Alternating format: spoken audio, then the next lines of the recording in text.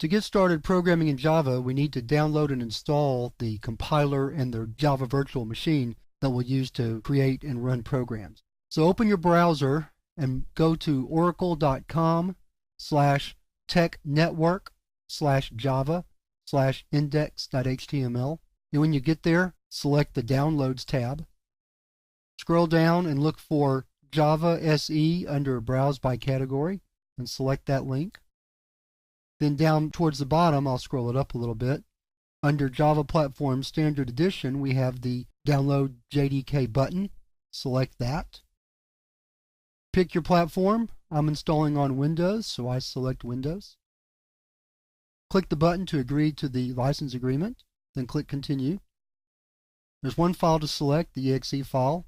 Select it, click Save File, and then we begin the download process. When we're finished downloading this file, the auto installer will begin, and it'll give us all the options we need. We're going to make standard default selections for the most part, unless you don't want to put the software in the default directory. And you can change that if you want to. I'll select the default, and we'll see what that is in just a moment. But keep in mind that it's going to install it under program files in Windows. So if you don't like to install things under program files, then you can make another selection at that time. Other than that, the installation is really quite simple. Now we're coming to the end.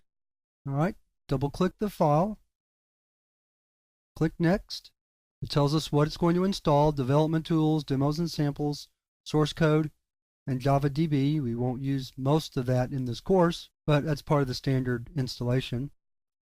We're getting another version of the Java runtime environment. That's to run Java programs, not necessarily the ones that we're going to create, but ones that you get from the internet or other places. You probably already had that installed on your computer, but now you have a more up-to-date version. All right, I'll leave product registration information up to you. Click Finish. I'm not going to set this up right now, so I'm going to close this tab. Let me show you where the file is. We'll go to Computer. Scroll down to Program Files. Look for a directory called Java. And there it is right there. In the next lesson, we'll open that folder and take a look at the contents and talk about where different things are located. Before we can begin programming in Java, we need to take a minute and look at the environment that we just installed. We also need to make one system setting to make our programming easier.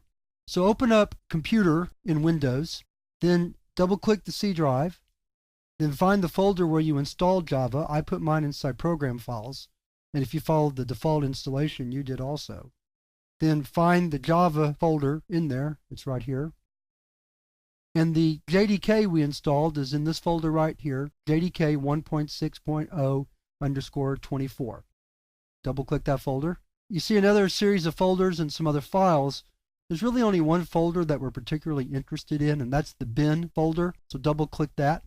There's two files that we're looking for. The first of these is Java, which is the Java virtual machine, and Java C, which is the Java compiler. So both of those are found, let's back up one, in the bin folder of JDK 1.6.0_24. Now, so we don't have to type this path or refer to this path over and over again, what we're going to do is we're going to add the path to our path statement in Windows.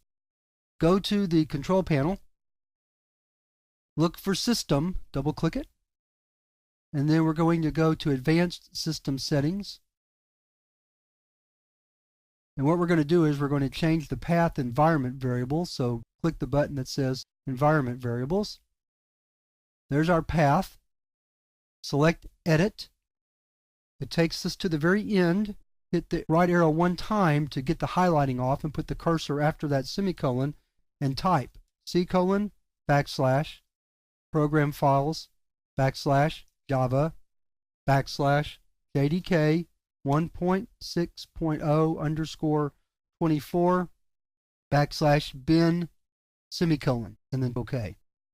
And click OK again, and OK again, and close that out. Now every time we want to run the Java compiler or the Java runtime, rather than have to type the whole path, we can just type the command directly, and Windows will find the command in the correct path. We'll demonstrate that in the next chapter when we enter, compile, and run our first Java program.